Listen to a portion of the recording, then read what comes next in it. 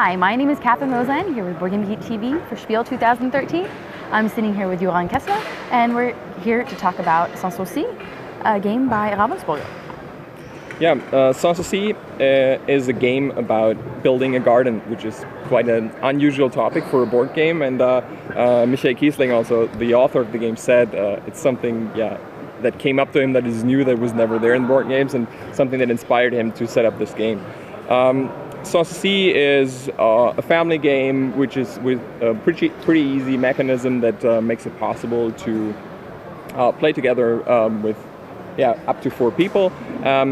It helps a lot with like nice little green gardens that you put together, and what you want to do is you have people, royal people that are standing in front of the castle, and you build a garden for them, and they have to walk through the garden. That's your goal.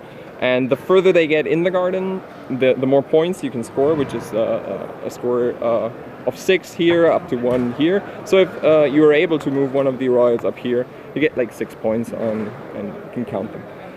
How you do that? You build the garden, and you have for that cards in your hand, which you always have 2, so you can decide which one to play, and then you draw another one, so you have like 18 rounds of cards which you will play, so it's always 18 rounds, and you get these cards played out. And so if I play, for example, this card here, there's only one possibility of a card that I can take from this assortment here, which is the spring, and the spring is here, so it's on violet, so I have to place it here.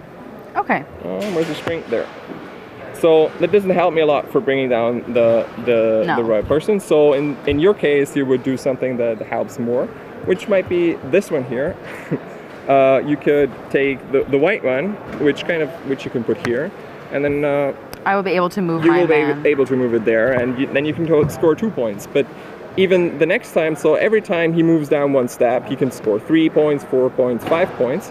Which makes it important that you try to, in the good rows, that you can build up, like really slowly let them walk down the aisle.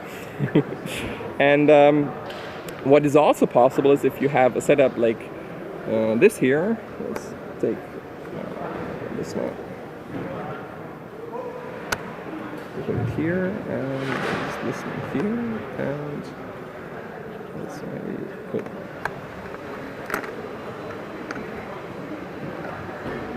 There's none here. What are you looking for?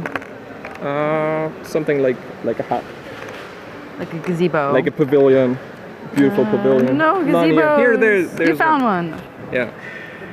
So if there is a way to get down here, but it's not covered completely with tiles all the way, this one is still able to move all the way down here, which kind of like you try to make a spider net so that you get like really far down.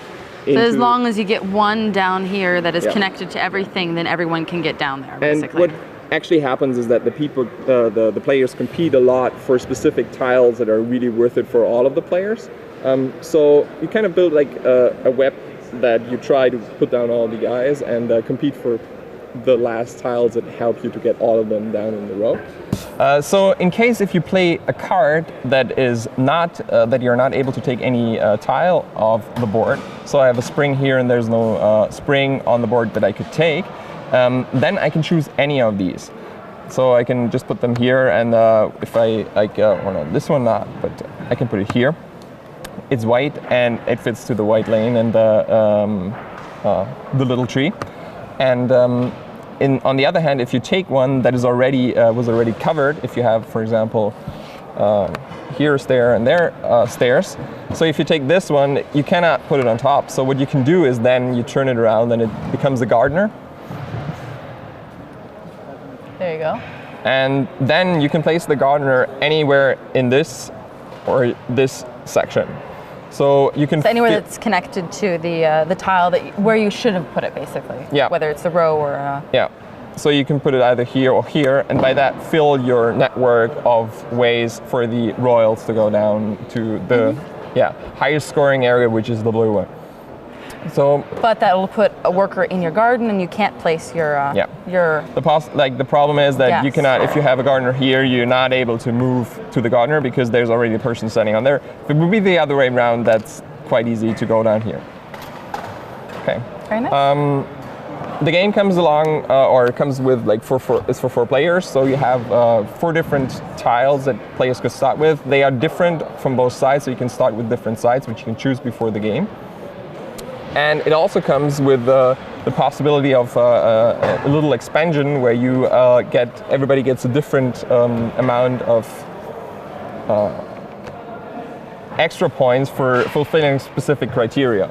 So you can get like an extra 3 points if you place a tile here, or 2 here, or a gardener here, or you get -3 if there is a gardener or a tile on here. So you have to try and plan a little further ahead what kind of tiles you want to take, and then maybe adds a little not more yeah. complexity to the game, basically. Adds a little more. But without the game, it's a really easy family game. You can the mechanism is really easy. You have only the choice between 2 cards, but gives you a little depth of what kind of the choice or what can happen with your choice. So you can play that game with a lot of planning or with not that much planning, and gives you lots of opportunities to have a nice evening playing with your family. So 2 to 4 players in about a half an hour? Yeah, almost. Great, very interesting. Thank you very much. Can't wait to try it. For sure. That is Sanssouci from Ravensburger.